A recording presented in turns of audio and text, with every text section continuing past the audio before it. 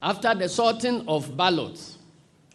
the completion of the first part of the counting process, which saw one rejected ballot and 136 votes cast in favor of Professor Mike Ahenkorah, the MPP MP for Swami, Honorable Oseiche Mensah-Bonsu, was seen directing Honorable Carlos Ahenkorah, another MPP MP for Tema West, to the table where the ballots were being counted. In fact,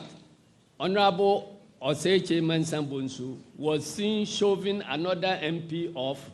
to pave the way for Carlos Ahenkorah. Immediately after, Honorable Carlos Ahenkorah dashed to the table, snatched the heap of ballots being counted for Bagwen, and took to his heels in a Usain Bolt style. Once again, the gallantry of the NDC MPs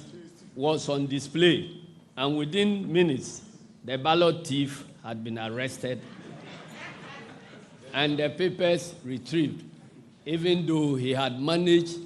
to chew and swallow 2 ballot papers.